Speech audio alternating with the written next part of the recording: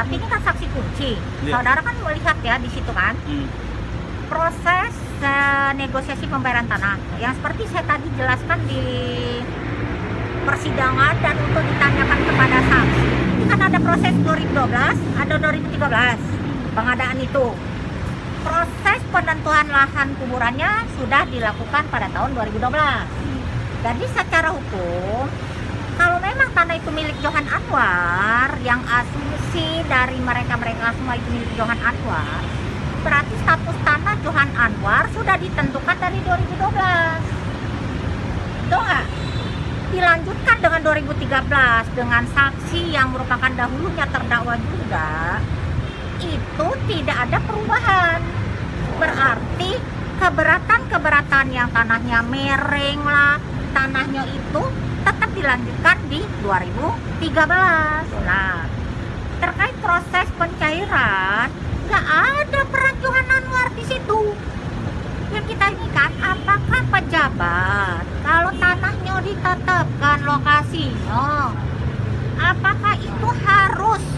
Nggak boleh.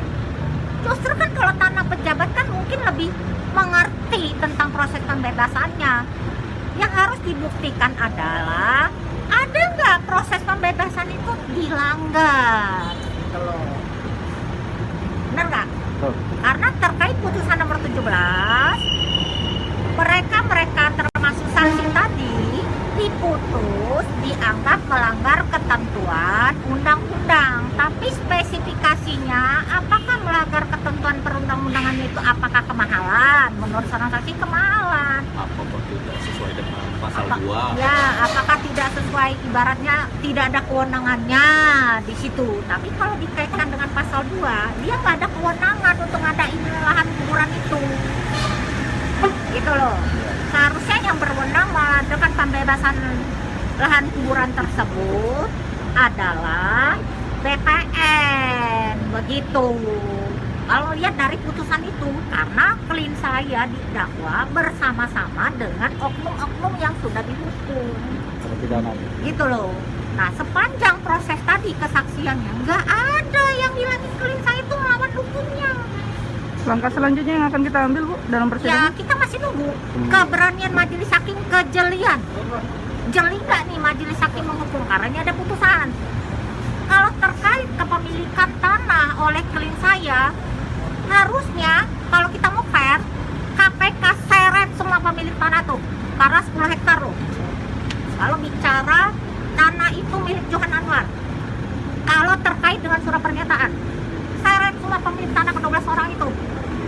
Karena kalau saya lihat di situ, tanah itu kepemilikannya adalah punya ahli waris semua, masing-masing, gitu loh.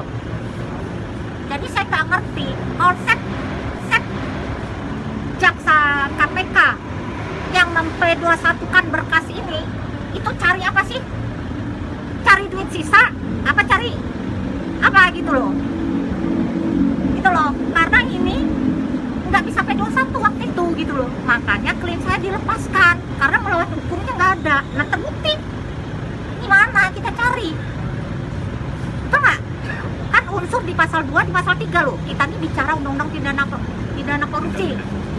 Saudara juga sering meliput kan gimana penerapan pasal tindak pidana korupsi. Jadi saya sangat menyayangkan.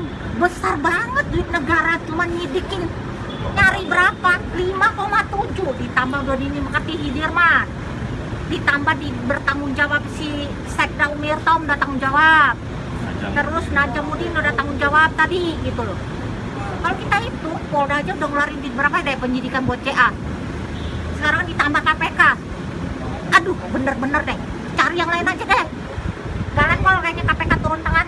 Cari kerugian negara, mencari momen. Jadi kita ngelihat KPK di sini apakah murni KPK benar-benar, atau ada dulunya Johan Anwar ini dulu ditetapkan tersangka dulu, Pak Firly masih Kapoldanya. Itu loh proses penyidikannya, ya saya bilang ditetapkan tersangkanya setelah Pak Firly pergi memang, tapi proses penyidikannya zaman